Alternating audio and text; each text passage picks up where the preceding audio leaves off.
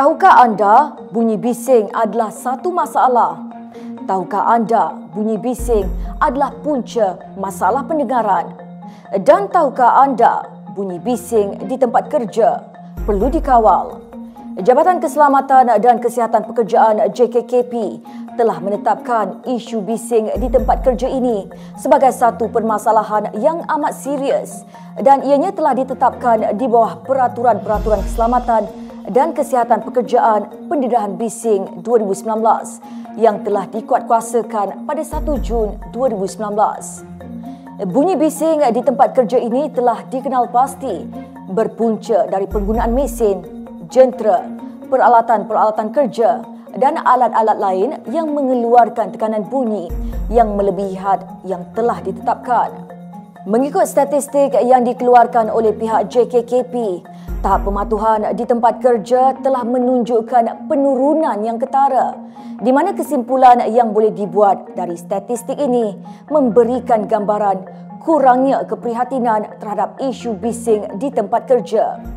Jika dilihat statistik jenis penyakit pekerjaan pula, masalah pendengaran telah menjadi masalah utama pekerja berbanding dengan penyakit-penyakit lain, yang mana sektor pembuatan adalah penyumbang utama punca masalah pendengaran ini.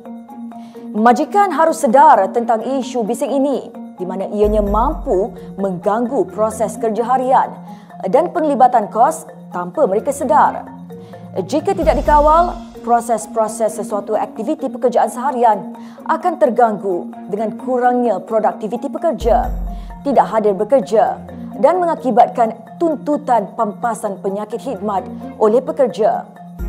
Isu bising ini harus dipandang serius oleh majikan dan juga pekerja bagi memastikan kelancaran sesuatu aktiviti pekerjaan dan keselamatan, kesihatan dan kebajikan terjaga. Kenapa isu bising ini amat serius? Bunyi bising ini tanpa kita sedar mampu merosakkan pendengaran kita. Kekerapan mendengar bunyi bising melebihi tahap yang telah dibenarkan akan menyebabkan kerosakan sel-sel rambut di koklea. Dan ini menyebabkan sel-sel rambut ini tidak dapat menjana isyarat dengan baik. Isyarat ini amat penting untuk menyampaikan mesej ke otak untuk diterjemahkan sebagai maklumat. Kami ada video untuk anda. Jom sama-sama kita saksikan. Nama saya Arifin Mahmud, berumur 45 tahun. Ya, alhamdulillah saya ni dalam keadaan sihat lah, walafiat. Cuma kalau nak tanya tu, tolong cakap kuat sikit lah sebab saya ni ada masalah pendengaran sikit. Kalau nak cerita dulu, masa muda saya kerja dalam banyak sektor lah. Yang mula saya ingat tu, saya kerja di warung kedai makan dalam 2 tahun. Kemudian saya kerja di kilang besi, 2-3 kilang besi lah, lebih kurang 10 tahun. Kemudian saya pernah juga kerja dekat tapak pembinaan, situ lebih kurang 8 tahun. Dan lepas tu saya kerja pula dekat kilang elektronik, 7 tahun. Nak cerita masa saya kerja di kilang besi dulu, memang banyak kita guna mesin pengetuk dan pistol angin. Mesin pengetuk ni sekali dia ketuk bukan setakat bising, tapi kadang-kadang rasa sampai bergegar badan tu, punya bising.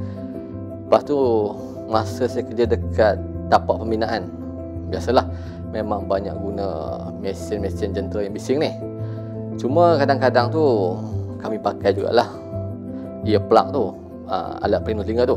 Tapi kadang-kadang tak pakai pun. Yalah, bos pun buat macam tak kisah je kan. Sebab tu sampai sekarang ni saya rasa bos lama saya tu pun ada masalah pendengaran pekak sikit macam saya ni. Bunyi bising ni memang tak baiklah untuk kesihatan pendengaran kita.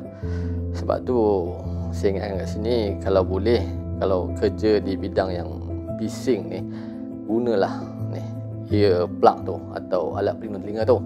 Sebab benda ni akan beri kesan jangka masa panjang.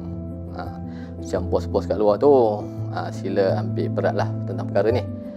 Sebab kita tak nak apa yang berlaku kat saya ni jadi balik pada orang lain. Sebab kata pepatah, sesal dulu pendapatan, sesal kemudian tak ada guna dia. Dah, itu saja. Terima kasih.